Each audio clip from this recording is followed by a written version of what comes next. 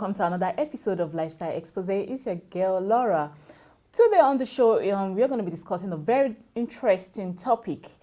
We're talking about sexual abuse, sexual violence between kids, or sexual coaching, education between kids and their parents. And with me on the show, I have my guest, Miss Temitope Babatunde. You're welcome. Thank you very much. Okay, well, Miss Temitope Babatunde is the founder of For Growing Brand, director of an NGO, and e-business professional financial advisor. You're welcome again. Thank you so much. All right, with a little intro I've done about you, can you just tell us more about yourself? Okay, well, Temitope Babatunde is my name, and I've been mentoring teenagers for over 8 years now. Okay. Yeah, so that means they were 10, now they are single adults. So let me say I have basic experience on how to go about relationship, sex abuse, sex violence, just about that. Okay, we know that this sex abuse, sex violence is really rampant in the society. A lot of, when you check these bloggers and all, a lot of people always sending their reports about how their children were sexually abused and they don't even know what to do about it. So why do you think we African parents, why do you think we shy away from this, teaching our children about sex education? Okay, I think basically there's no parent that doesn't say something about sex education, sorry. Okay. It's just the content of the message that matters. I think why African parents shy away from it is they are thinking once you tell their words about sex, it might lead them to experimentation. Okay. But really there are quite a number of avenues to learn about this thing. Okay. But then they need their parents to give them the right information, which is absent. So that's where my NGO comes in. Okay. Yeah.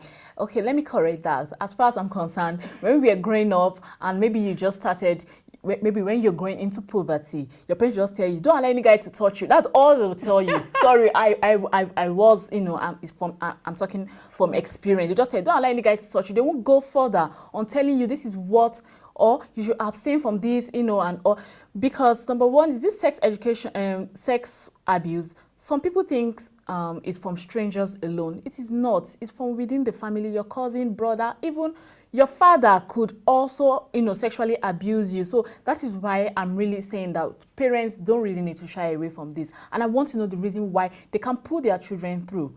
Because without the likes of you and with the likes of other people who coach children on sex education, how will these people know when someone is molesting them? Oh. Okay, I think the definition ought to be set about sex education.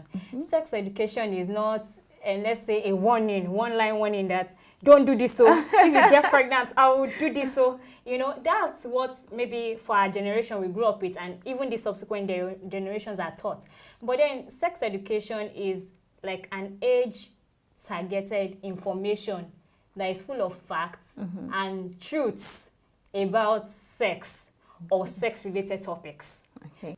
There are different messages to teach those group of people, Okay. age groups and all. So it's different from a 15-year-old teenage girl or boy, different topics for different age, different culture, different orientation, because people have different backgrounds. So you want to make sure, because I know that something that, okay, 15 should be in maybe SS3, but I've been to public schools that 20 is in SS3. So you want to make sure that you give them the right message for the right kind of environment they are in. Yeah. So coming back to the sexual abuse that you talked about.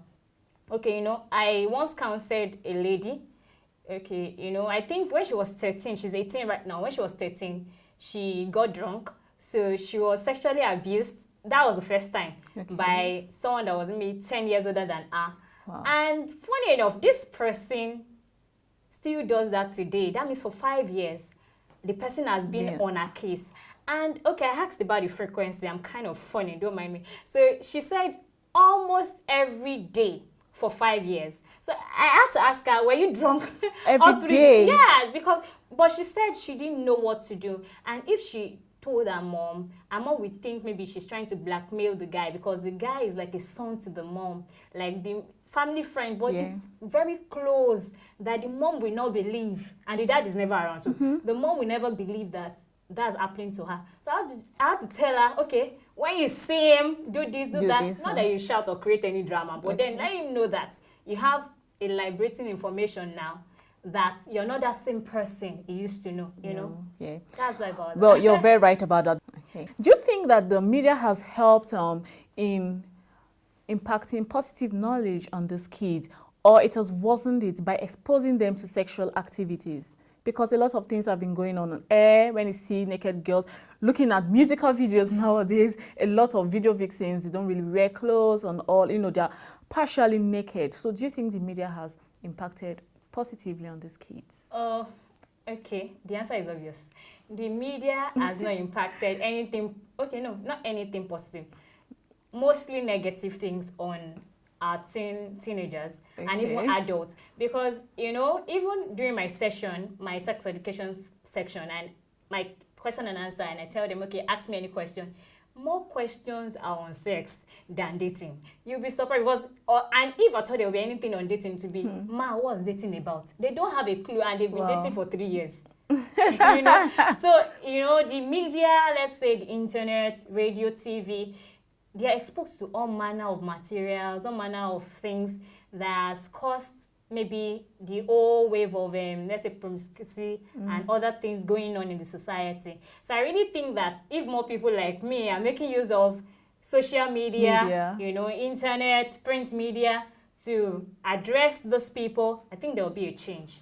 I think there will be a change, yeah. All right, so you're saying that the media has not impacted, like 80%, they haven't impacted Yes, positive that's true. knowledge. But then we can start to leverage on on these platforms Okay. to send the right messages. Wait, there's something I want to clear because me myself, I like to, you know, this kind of topic. Are you trying to tell me, okay, let me ask you this question. What is the right age to start dating? Are you telling me, because you said you've been coaching some students, like when I was in secondary school, sorry, I don't know anything about dating. But when I meet some people, they'll say, we met when we were in secondary school. Is it allowed in this generation or in this society? Well, there's no particular age. Okay. For dating, there's no particular age. It depends on the development and formation of the particular individual. Okay. And that's what the parents are supposed to fizzle out. You understand? So like I said, okay, I entered Covenant University. Okay, I finished from Covenant. Yes. So I entered Covenant University at the age of 17. Okay. But then I know that right now there are some people that are 17, like I said before, that are in SS1. Okay. But then you can't say, because I was already in the university, I was already exposed, you know, dealing with people that are older than me and my age mates. It's different from people that are maybe in secondary school. But you know, these people, surprisingly, yesterday I was asked, there's actually a 15-year-old girl dating a 29-year-old guy. Yeah, right. But she is still in secondary school. Yes. Okay. Dating ought not to be a distraction. Okay. If only they are taught how to date well. Oh. And how a relationship should be conducted. Okay. I think that's the best thing, because dating is supposed to, you know, developing a relationship with the opposite sex. Okay, for them, you can't say, okay, truth, developing a relationship towards marriage, but then it's still very far. For them, it's still very far. So you're trying to say, okay, you want to be somebody else's best friends, but with boundaries. Let's put it like that. But then you can't really say, because you're in secondary school, no. You can't say because you're in secondary school, don't date now. That causes secret dating. Because most of them are actually dating and their parents don't know, because they will tell you, okay, starting up, I'm just telling you this. I've been doing this with my boyfriend, doing this with my boyfriend, but my parents must not know. If they know, they are gonna do this, gonna do that. So I actually think that the best parenting principle is to make sure, especially for the mothers, to make sure that, okay, Dal, you can talk to me about anything. So if you have a crush on somebody, tell me, you know. Okay. Some parents, they don't even know what to tell their children. Do you think that they need special coaching to answer difficult questions by these kids due to the rate of exposure they get? Okay, I really do think so. Okay, presently I'm working with a woman empowerment and care support initiative, like an NGO too, but they are more focused on women.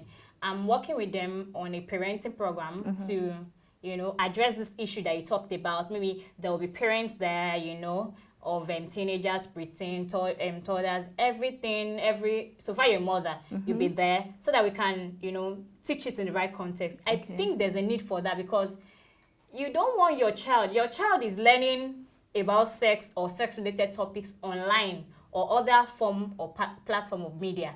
And we are going to the schools, talking to them. So there's an admix of messages already. Plus what their parents will tell them. Like I have a friend, when she was 15, her mother called her to the room, showed her so many funny things, sex toys, everything, condom, everything. That was the mother's commitment to sex education. But that did not help my friend. My friend was overexposed because as at the time she was 22, she told me maybe she was a player. I never knew they were play girls. I always knew they were play boys. Yeah, but that she was overexposed, so there's nothing you want to do that would be so, you know, like now I can be shocked at some things, but there's nothing you want to do to my girlfriend that will make her, because she was overexposed when she was 15.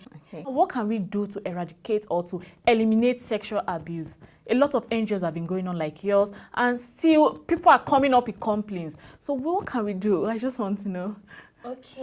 There's no straight strategy on that, but I just want to say that reorientation, the content of our message ought to change, because once the content of the platforms are ready, the satellites, TV, print, everything are ready, but the content of the messages, you know when you turn to MTV or all these TV stations, see the vixen trying to work it. So the teenage girl or even single adults like us, they are thinking, maybe how to attract my own husband is when I start opening everywhere or start behaving like, we just want the attention. And guys, with the media and other platforms, they were trained to think that they cannot control themselves. That, once you see a lady, some even give excuse for rape that it was because she wasn't dressed well, so I was enticed. Very funny and crazy ideas. We tend to see this every time. So if only we can change the content of our message to those people, because these channels are already there, we would reduce it. We reduce sexual abuse. And knowing that, some people say that, those that complain about sexual abuse, they're always girls and they're lying. I think I should point out something, that it takes a girl a lot to tell somebody else that she was sexually abused. Yes. Not talk of telling someone that, maybe can laugh at her, she will be scared to even say it. And according to statistics, 80% of the cases are not reported. My sex education program is tagged Heart to Heart. Heart to Heart. Heart to Heart. Yeah. So I have a page on Facebook. That's www.facebook.com/Heart to Heart with Temitope. And if you want to send me an email, it will be hearttoheart@temi@gmail.com. So anything that is discussed with me, they're actually very private, because I understand that before you share with somebody else, it takes you a lot, to be very, very private. And another thing is, I have, let's say there's anything that is beyond my scope, I have a team of legal advisors, medical advisors that I work with for my NGO. So I'll be expecting to hear from you. And if you have any question, or let's say you are an NGO director or a pastor, or you run a ministry, female ministry or singles ministry, or even youth ministry, you can invite us to speak at your events. All right, thank you very much once again, and I wish you well in your life endeavors. Amen. And all, as you impact positive, as you give positive impact on these kids. Yours wouldn't be different. Yes, your life will be all about positivity. Thank you once again. And that'll be all on Lifestyle Xpose. You can contact me on Lifestyle at WebTVNG or my social media platform, Facebook and Twitter. Tia, come your way. Do have a pleasant weekend.